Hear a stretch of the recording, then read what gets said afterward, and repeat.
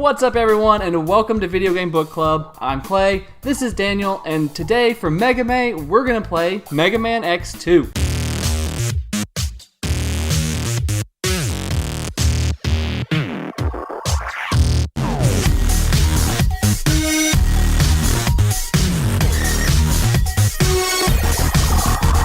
You know, Clay, I actually played through Mega Man X again. Nice. To get ready for this, and I actually had a pretty okay time. Excellent. I think Mega Man X might be okay. That regular Mega Man dude, still awful. Okay. But Mega Man X might be okay. I have an open mind. All right, good. I'm going to this with an open mind. Good. So let's just go ahead and get into it. All right, Daniel, are you ready for our triumphant return to the Mega Man series? Clay, I'm not sure if you know this, but I think Mega Man games suck. However, I actually replayed Mega Man X, and it was actually kind of fun. Mega Man has safely gone from sucks to just not great in my book. So serve me up another plate of mediocrity and let's play Mega Man X2. Mega Man X2 takes everything Mega Man X did and kicks it up a notch by looking better, playing better, sounding better, and overall being an even better version of Mega Man than what came before. Graphically, X2 is pretty much the same as its predecessor, but enemy variety makes up for that, as well as the use of basic wireframe models that added a neat touch to a mostly 3D free world of 1995. While I'm obviously not the Mega Man historian that Clay is, I do feel like even though the graphics are basically the same as X, I think the time between games gave the team some time to put a little more love in the enemy models that helps keep the game from becoming as monotonous. And boss design is light years ahead of X, although it could just be that I really love Flame Stag. Music is incredibly fitting and I really enjoyed it, but I don't have the history to know if we're listening to original pieces or just remixes of old classics. I mean, it's an SNES game, so they're all old classics now, but the songs will definitely still get you hyped to push X to his limits now, as well as your skills. Well, maybe if you're not used to playing Mega Man games, it will be, but the X series is generally much easier than the original NES games.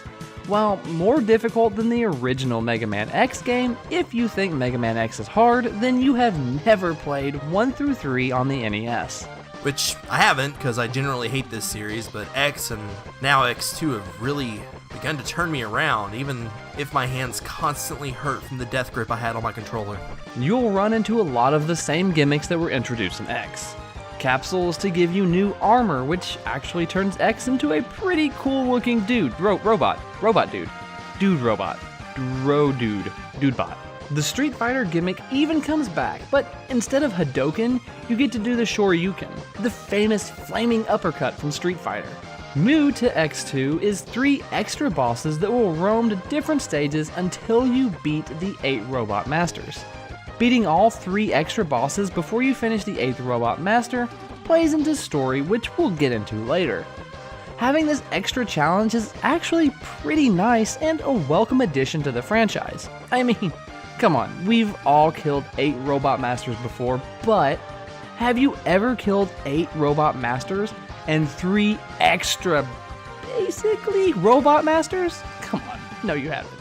I know I haven't. The game feels really good and really similar to Mega Man X, like eerily similar, like exactly the same. Which is fine when the game plays as well as the X series has so far, but I would have liked some controls that felt a little more comfortable for my hands. But between holding down the blaster button and jumping off walls and boss rooms to stay off the floor, my hands cramped up like no other. With the inclusion of some vehicle stages and the powered up double shot blaster, X2 does set the series up to continue to grow into a worthy successor to the original. Unlike Mega Man 7, which was dog shit. If you liked Mega Man X, you're going to love Mega Man X2. Gameplay and presentation are basically the same thing, but story-wise, it does do some cool things, which is where those extra robot bosses come in. 6 months after Zero's heroic sacrifice in the first game, 3 strong Mavericks have banded together to put Zero back together and bring him to their side. Each of the 3 will teleport around the map into different Robot Master stages, and if you defeat them, you can claim one of Zero's body parts. If you don't take them out, the 3 will attack your base and put Zero back together, causing you to have to fight him in the final level. If you go the extra mile and you put your fallen friend back together, you get to skip that boss fight entirely. Plus, you get a scene where Zero comes to help you. Either way, Sigma, sorry, that's just habit, Dr. Wily. Sigma was actually behind the whole thing. You'll fight him and then watch the facility blow up with your revived friend. So, Daniel, what did you think? I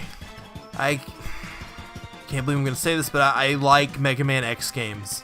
They don't feel nearly as unfair as I remember, and the anime-style bosses are just anime enough to get me into them, unlike the dum-dums in the main series. Anime, huh?